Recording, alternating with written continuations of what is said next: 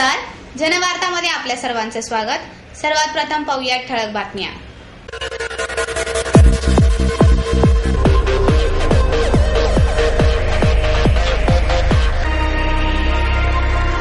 विषमता आणि दारिद्र्य ही आपल्या समाजाची अंगेच बनत चालली आहे।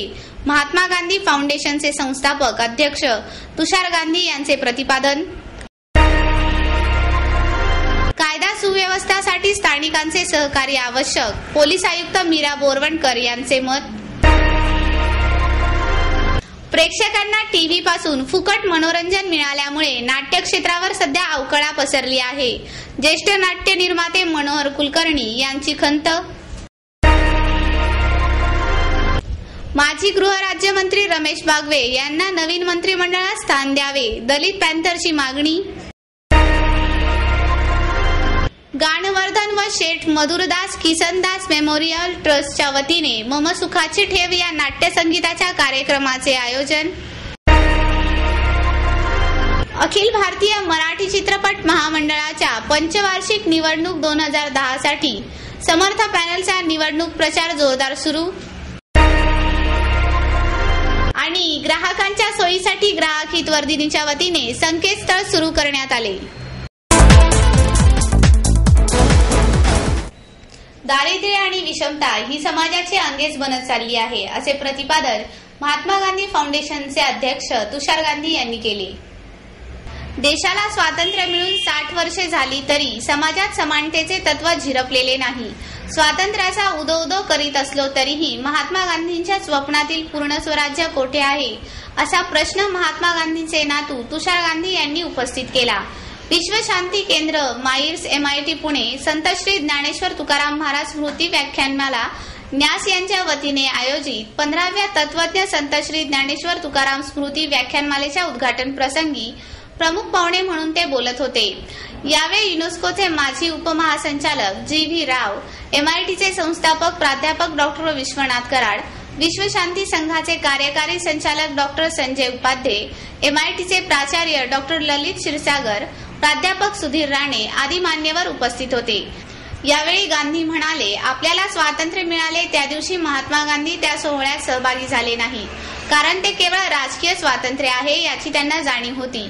त्यांना अपेक्षित असणारे संपूर्ण स्वराज्य आपल्याला मिळालेच नव्हते व आजही मिळालेले नाही, कारण आजही समाजामध्ये मोठी दरी आहे।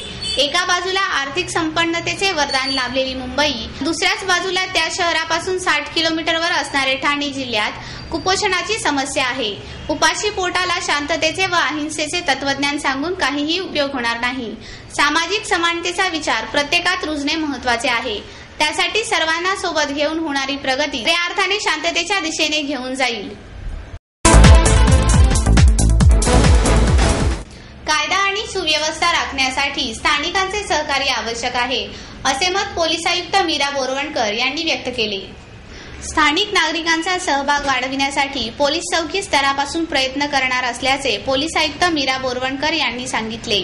सखी साऱ्या जणी या कार्यक्रमात विद्या बाळ यांनी बोरवणकर यांच्याशी संवाद साधला।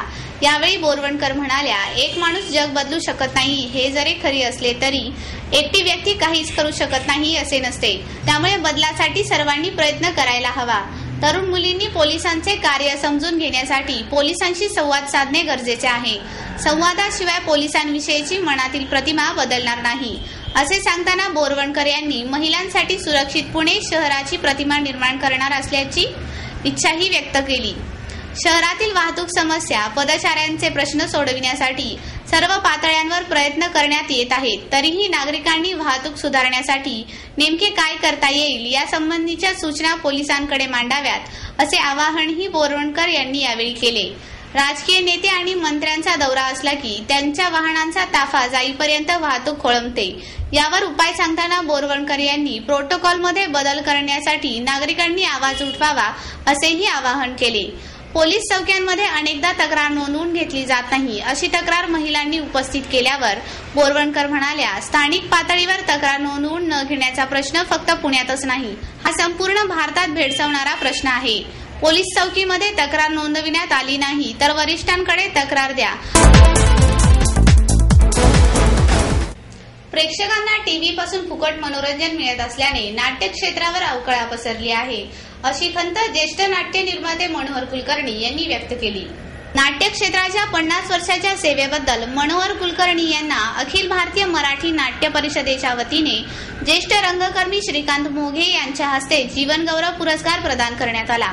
यावेळी परिषदेचे विभागीय अध्यक्ष डॉक्टर सतीश देसाई, रंगकर्मी अशोक खांडे, उपाध्यक्ष शशिकांत कुलकर्णी, पिनॅकल ग्रुपचे गजेंद्र पवार, टिळक स्मारक मंदिर ट्रस्टचे विश्वस्त विष्णुपंत मेहेंदळे, सुरेश देशमुख आदी मान्यवर उपस्थित होते.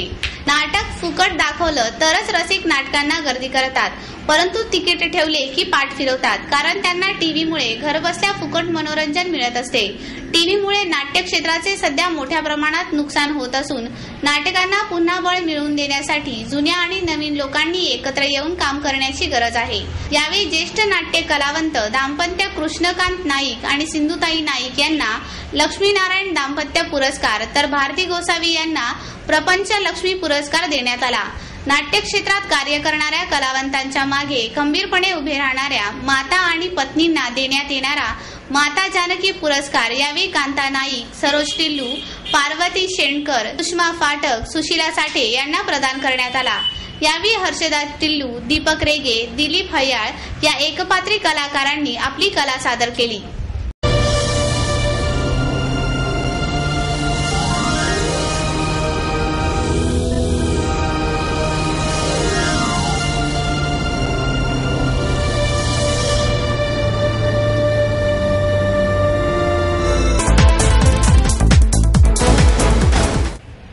माजी गृहमंत्री रमेश बागवे यांना नवीन मंत्रिमंडळात स्थान द्यावे यासाठी दलित पॅंथरच्या वतीने धरणे आंदोलन करण्यात आले.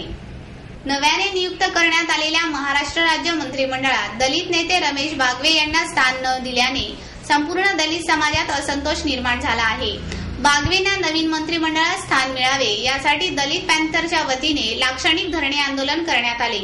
या आंदोलनात दलित पॅंथरचे पुणे शहराध्यक्ष प्रकाश साळवे, संस्थापक अध्यक्ष राजू तळेकरी, बाळासाहेब कडलक यांसह अनेक कार्यकर्ते सहभागी झाले होते. दलितांचे प्रश्न मांडणारा एकही नेता मंत्रिमंडळात नसल्याने या राजकारणाला धर्मनिरपेक्ष कसे म्हणायचे हा प्रश्न उपस्थित झाला आहे. या संदर्भात अधिक माहिती सांगताना दलित पॅंथरचे पुणे शहराध्यक्ष प्रकाश साळवे म्हणाले, दलित पॅंथरचा अध्यक्ष प्रकाश साळवे व महाराष्ट्राचे अध्यक्ष बाळासाहेब कडलक, राजू तळेकरी उपाध्यक्ष महाराष्ट्र प्रदेश यांच्या नेतृत्वाखाली आजचं हे धरणं दलित पॅंथरच्या वतीनं नामदेवराव ढसाळांच्या आदेशावरून करण्यात आलेलं आहे. दलित पॅंथरच्या वतीनं हे आंदोलन अशासाठी करण्यात येतं की दलित पॅंथरच्या काळात रमेश बागवे हे जे मंत्रिमंडळात मंत्री होते, पण नवीन मंत्रिमंडळात ज्या पुनर्रचना झाली मंत्रिमंडळाची, या पुनर्रचनेत रमेश बागवे यांना वगळण्यात आलं. पण दलितांच्या प्रश्नावर विधानसभेत लढणारा झगडणारा एकमेव असा लढवय्या पॅंथरच पूर्वीचा रमेश बागवे याला मंत्रिमंडळातनं काढण्यात आलं. का या दलित समाजावर हा अन्याय आहे.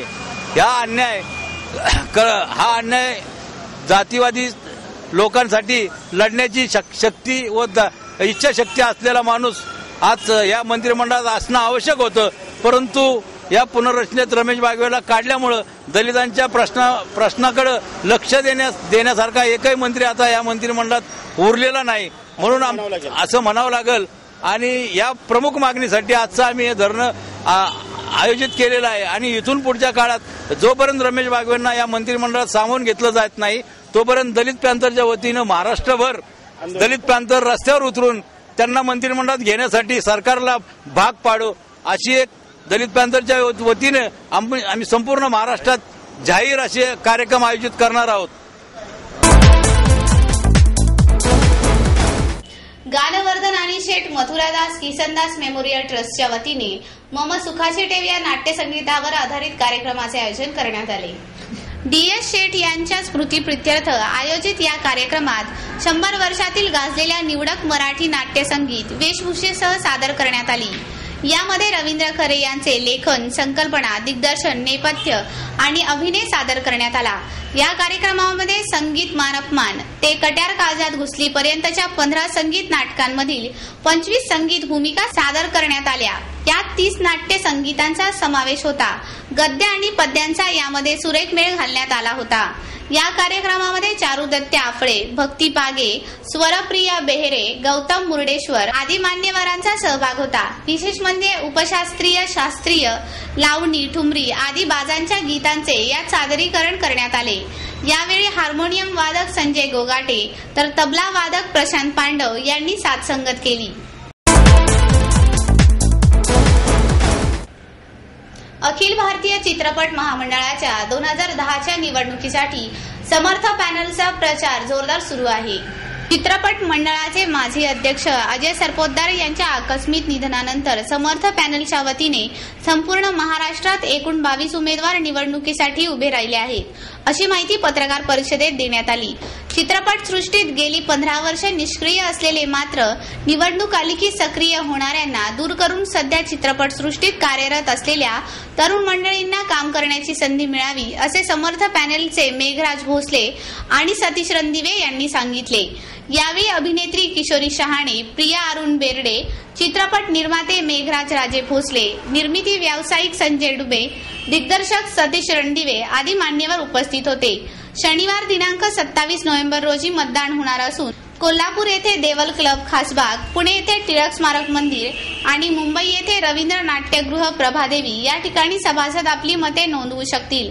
कामगारांसाठी विविध कल्याणकारी योजना राबविणे, ज्येष्ठ कलावंतांना सुधारित पेन्शन मिळवून देणे, सर्व गरजू सभासदांना हक्काचा निवारा मिळवून देणे, दरवर्षी मराठी चित्रपट महोत्सव इतर राज्यात आणि परदेशात भरवून जागतिक बाजारपेठ मिळवून देणे, चित्रपट व्यवसायाची माहिती देणारे मासिक काढणे आणि मोडकळीस आलेल्या चित्रनगरीची पुनर्बांधणी करणे हे या समर्थ पॅनलच्या वचननाम्यातील काही प्रमुख बाबी आहेत। कपशी हे त्यांचे चिन्ह आहे। या पॅनलमध्ये अभिनेता सुशांत शेलार, अभिनेत्री किशोरी शहाणे, वीज, प्रिया बेर्डे, भालचंद्र कुलकर्णी, शरद चव्हाण, संजय डुबे, विजय खोचीकर, केशव पंधारे, शामराव कांबळे, मधुकर पाटील, वासू पाटील, अण्णा देशपांडे आदी उमेदवार आहेत। ग्राहकांच्या सोयीसाठी ग्राहक हित वर्धिनीच्या वतीने संकेतस्थळ सुरू करण्यात आले आहे। ग्राहकांच्या तक्रारी निवारण्यासाठी ओळखली जाणारी ग्राहक हित वर्धिनी 10व्या वर्षात पदार्पण करीत असून त्यांच्या स्थलांतरित कार्यालयाविषयी माहिती तसेच ग्राहकांच्या सोयीसाठी संकेतस्थळ चालू केल्याची माहिती ग्राहक हित वर्धिनीचे सचिव ज्ञानराज संत यांनी पत्रकार परिषदेत दिली। ग्राहकांच्या समस्या सोडविण्यासाठी अनेक ठिकाणी त्यांच्या शाखा आहेत, परंतु सदाशिवपेठ खजिना विहीर येथील शाखा तसेच राजमयूर सोसायटी कोथरूड येथील शाखा बंद करून बाजीराव रोड आणि विमाननगर येथे नवीन शाखा सुरू करण्यात आली आहे। तसेच ग्राहक हित वर्धिनीच्या संकेतस्थळावर ग्राहकांच्या समस्या, लेख, कार्यालयाचे ठिकाण इत्यादी माहिती ग्राहकांच्या सोयीसाठी उपलब्ध करून देण्यात आली आहे।